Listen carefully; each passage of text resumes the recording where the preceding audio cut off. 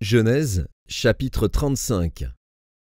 Dieu dit à Jacob, « Lève-toi, monte à Béthel, et demeure-y.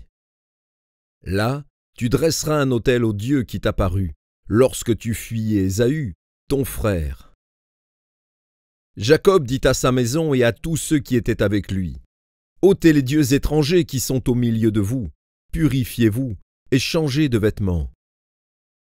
Nous nous lèverons, et nous monterons à Béthel. Là, je dresserai un autel au Dieu qui m'a exaucé dans le jour de ma détresse et qui a été avec moi pendant le voyage que j'ai fait. » Ils donnèrent à Jacob tous les dieux étrangers qui étaient entre leurs mains et les anneaux qui étaient à leurs oreilles. Jacob les enfouit sous le térébinthe qui est près de Sichem. Ensuite ils partirent. La terreur de Dieu se répandit sur les villes qui les entouraient, et l'on ne poursuivit point les fils de Jacob. Jacob arriva, lui et tous ceux qui étaient avec lui, à Luz, qui est Béthel, dans le pays de Canaan. Il bâtit là un autel, et il appela ce lieu El-Béthel, car c'est là que Dieu s'était révélé à lui lorsqu'il fuyait son frère. Déborah, nourrice de Rebecca, mourut, et elle fut enterrée au-dessous de Béthel, sous le chêne auquel on a donné le nom de chêne des pleurs. Dieu apparut encore à Jacob après son retour de Padan-Aram, et il le bénit. Dieu lui dit, « Ton nom est Jacob.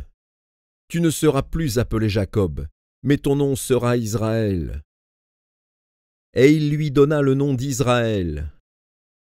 Dieu lui dit, « Je suis le Dieu Tout-Puissant. Sois fécond et multiplie. Une nation et une multitude de nations naîtront de toi, et des rois sortiront de tes reins. Je te donnerai le pays que j'ai donné à Abraham et à Isaac, et je donnerai ce pays à ta postérité après toi. » Dieu s'éleva au-dessus de lui, dans le lieu où il lui avait parlé. Et Jacob dressa un monument dans le lieu où Dieu lui avait parlé, un monument de pierre, sur lequel il fit une libation et versa de l'huile. Jacob donna le nom de Béthel au lieu où Dieu lui avait parlé. Ils partirent de Béthel, et il y avait encore une certaine distance jusqu'à Ephrata, lorsque Rachel accoucha. Elle eut un accouchement pénible, et pendant les douleurs de l'enfantement, la sage-femme lui dit, « Ne crains point, car tu as encore un fils. » Et comme elle allait rendre l'âme, car elle était mourante, elle lui donna le nom de Ben-Oni. Mais le père l'appela Benjamin. Rachel mourut, et elle fut enterrée sur le chemin d'Ephrata, qui est Bethléem. Jacob éleva un monument sur son sépulcre. C'est le monument du sépulcre de Rachel, qui existe encore aujourd'hui. Israël partit, et il dressa sa tente au-delà de Migdal-Éder. Pendant qu'Israël habitait cette contrée, Ruben alla coucher avec Bila, concubine de son père. Et Israël la prit. Les fils de Jacob étaient au nombre de 12. Fils de Léa, Ruben, premier-né de Jacob, Siméon, Lévi, Juda, Issachar et Zabulon.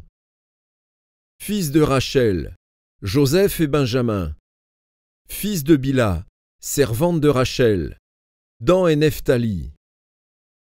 Fils de Zilpa, servante de Léa, Gad et Azer.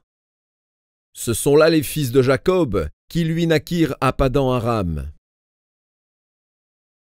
Jacob arriva auprès d'Isaac, son père, à Mamré, à Kirjat-Arba, qui est Hébron, où avaient séjourné Abraham et Isaac. Les jours d'Isaac furent de 180 ans. Il expira et mourut, et il fut recueilli auprès de son peuple, âgé et rassasié de jours, et Ésaü et Jacob, ses fils, l'enterrèrent.